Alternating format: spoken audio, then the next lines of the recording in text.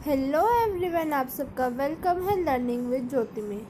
तो आज हम कंटिन्यू करते हैं ज्योग्राफी का फर्स्ट चैप्टर जो कि है रिसोर्स एंड डेवलपमेंट। इसकी 2 वीडियोस ऑलरेडी मेरे चैनल पे अपलोड है। ये फर्स्ट चैप्टर की 3rd और लास्ट वीडियो है। लास्ट क्लास में हमने पढ़ा था लैंड किस टाइप से क्लासीफाई है, कितना परसेंटेज लैंड का कहाँ पर यूज़ होता है।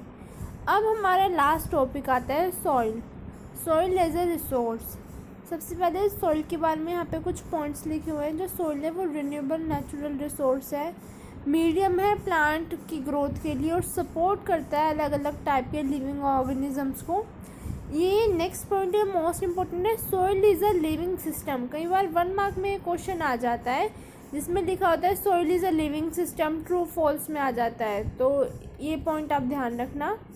सॉइल की सिर्फ कुछ सेंटीमीटर सॉइल बनने के लिए बहुत साल लगते हैं, मिलियंस ऑफ ईयर लग जाते हैं। सॉइल में ऑर्गेनिक और इनऑर्गेनिक दोनों टाइप्स के मटेरियल होते हैं। कुछ इंपॉर्टेंट फैक्टर्स जो अफेक्ट करते हैं सॉइल को या जो डिटरमाइन करते हैं सॉइल फॉर्मेशन वो है रिलीफ, पैरेंट रॉक और bed rock, climate, vegetation and other forms of life. अलग अलग टाइप के नेचर के फोर्सेस जो डिटरमाइन करते हैं सॉइल के टाइप को वो है चेंज इन टेम्परेचर। आपने देखा होगा जिस एरिया में टेम्परेचर ज़्यादा होता है वहाँ पे थोड़ी रेतीली सैंडी सॉइल होती है। जहाँ पर टेम्परेचर थोड़ा कम होता है वहाँ की थोड़ी चिपचिपी सॉइल होती है, स्टिकी सॉइल होती है। नेक्स्ट है action of running water, wind, glacier, activities of decomposers. अगर किसी एरिया में डिकम्पोजर्स की एक्टिविटी बहुत ज़्यादा है, डिकम्पोजर्स ज़्यादा है, तो वो सॉइल फर्टाइल होगी in compare to those area जहाँ पे इतनी एक्टिविटी नहीं हो रही है डिकम्पोजर्स की। नेक्स्ट पॉइंट है chemical and organic changes which take place in soil are equally important.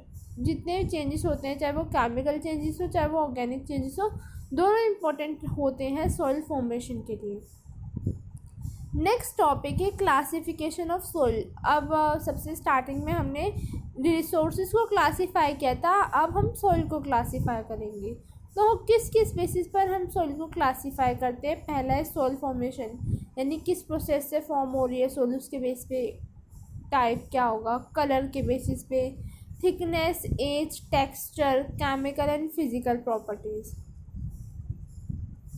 हमारा फर्स्ट टाइप ऑफ सॉइल है एलुवियल सॉइल। जो एलुवियल सॉइल है वो सबसे ज़्यादा स्प्रेड है नॉर्दर्न प्लेन्स में, नॉर्थ साइड प्लेन्स में। ये सबसे इम्पोर्टेंट पॉइंट है एलुवियल सॉइल में कि ये 3 इम्पॉर्टेंट हिमालयन रिवर सिस्टम्स के डिपॉजिट से बना है। वो 3 रिवर कौन सी है, इंडस, गंगा और ब्रह्मपुत्र। जो एलुवियल सॉइल है वो एक्सटेंड है राजस्थान और गुजरात में थ्रू अ नैरो कॉरिडोर, छोटे छोटे गलियारों के रूप में ये राजस्थान और गुजरात में एक्सटेंड है। अदर स्टेट्स जहाँ पर या अदर रीजन्स जहाँ पर एलुवियल सॉइल पाई जाती है वो है eastern coastal planes, particularly in deltas of Mahanadi, Godavari, Krishna and Kaveri reverse. इसमें अलग मतलब वेरियस प्रपोर्शंस है सैंड का, सिल्ट का और क्ले का। जो सॉइल पार्टिकल्स होते हैं वो बिगर होते हैं साइज में रिवर के वैली की साइड, मतलब वैली की साइड जो आपको पार्टिकल्स मिलेंगे वो एलुवियल सॉइल्स के वो ज़्यादा बड़े होंगे इन कंपेयर टू दोज जो वैली के अपर साइड में होंगे। Near the place of break of a slope soil are coarse such a soils are common in piedmont planes.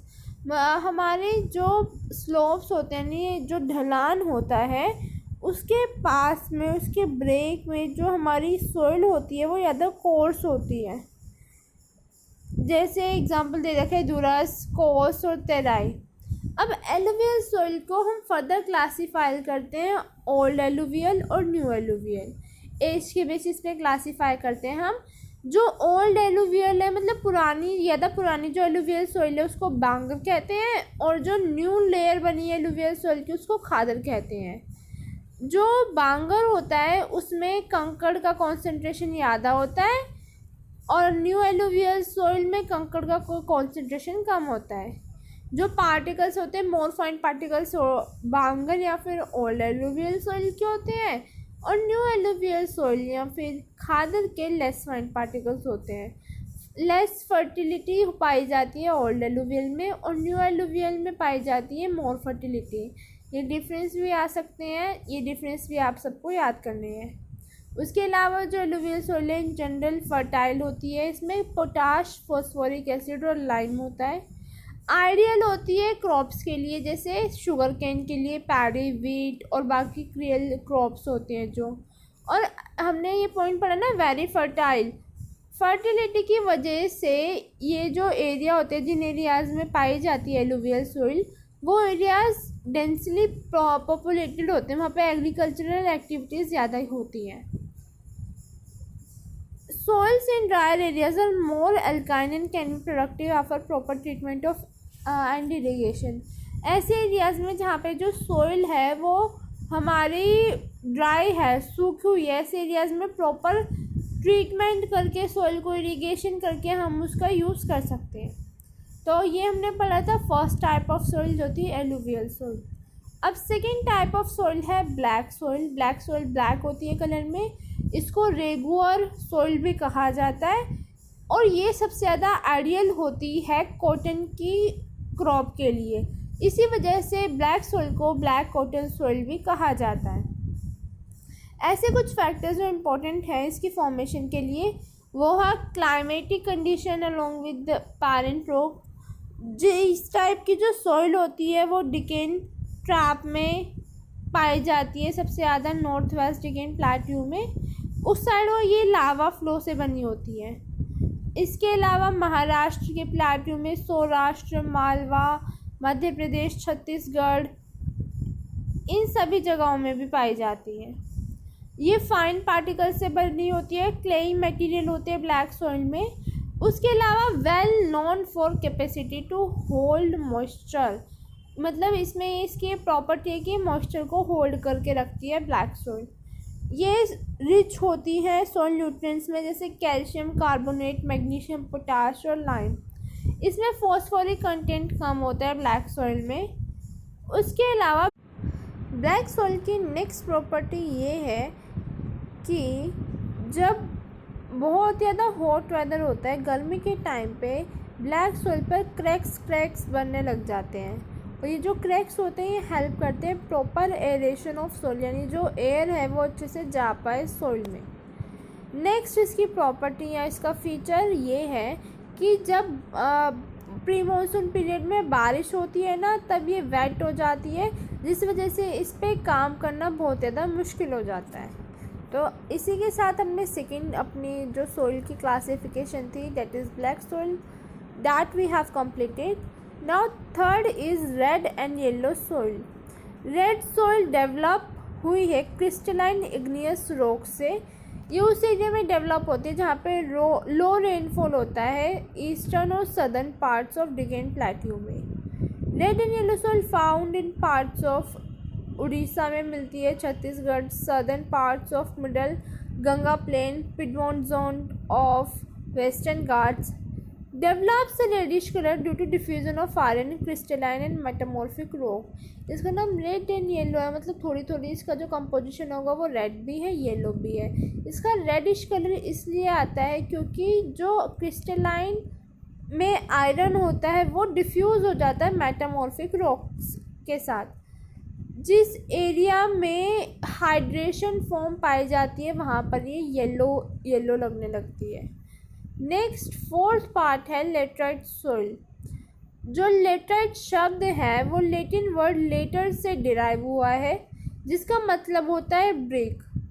Laterite soil उन एरियाज़ में डेवलप होती है जहाँ पर ट्रॉपिकल और सब ट्रॉपिकल क्लाइमेट होता है।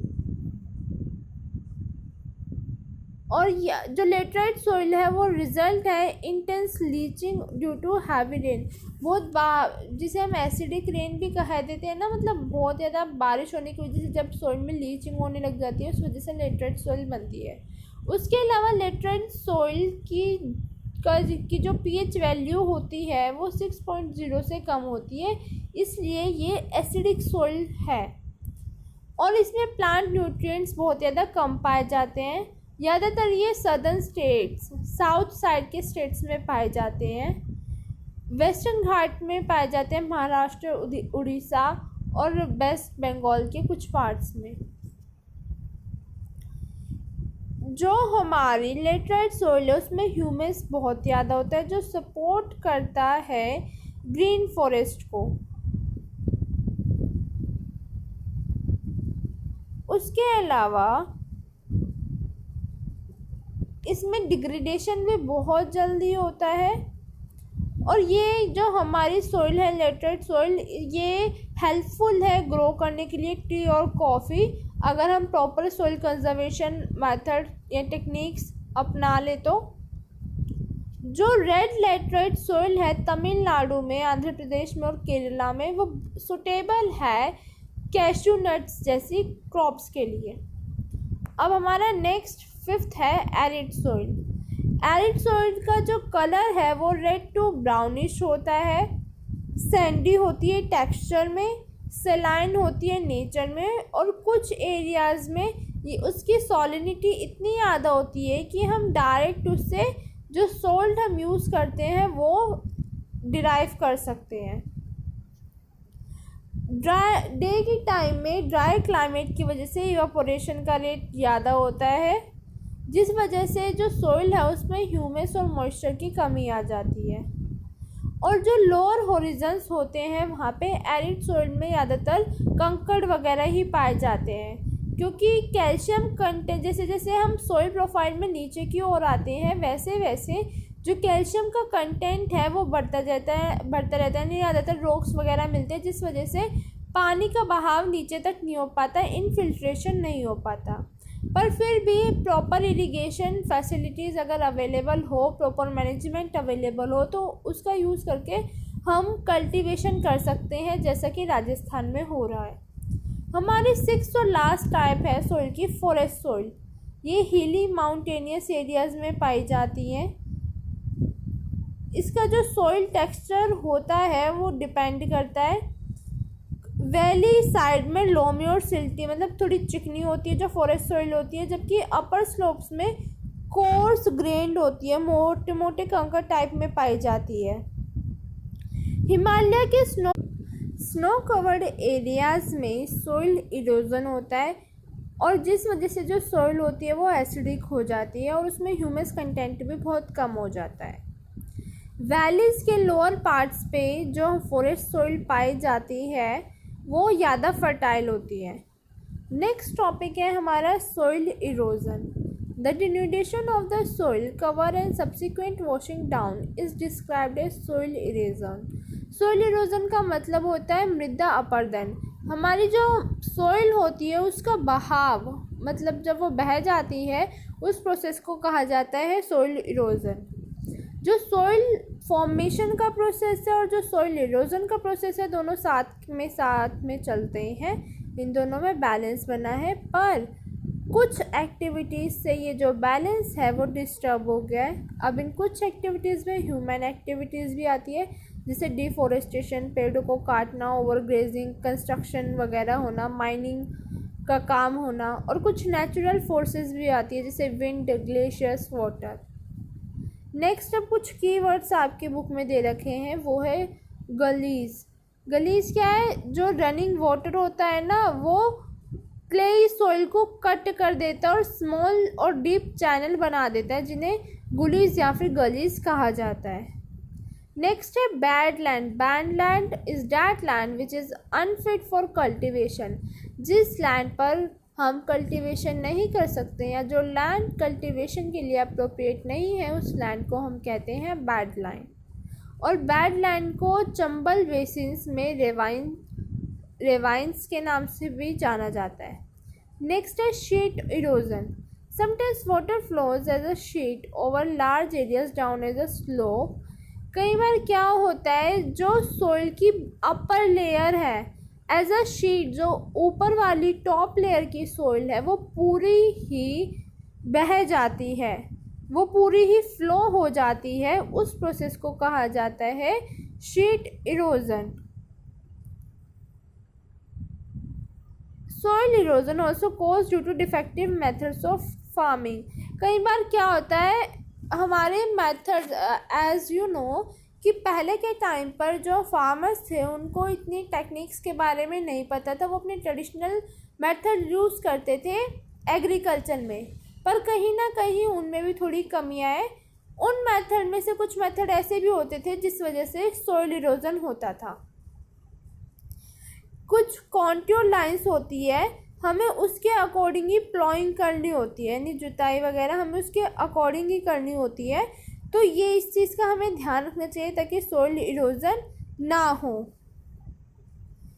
उसके अलावा स्ट्रिप क्रॉपिंग एक ये तरीका है सॉइल इरोजन को रोकने का, वो है स्ट्रिप क्रॉपिंग। स्ट्रिप क्रॉपिंग में क्या होता है, एक बड़े से लैंड पे जब आप क्रॉपिंग करते हो तब बीच बीच में आप दूसरी जो वो है एक मतलब लाइंस बना के, स्ट्रिप्स बना के ग्रास वहाँ पे ग्रो कर देते हो, ताकि विंड की फोर्स वगैरह से आपकी जो प्लांट्स हैं उनको भी कुछ नुकसान ना हो और सॉइल इरोजन ना हो।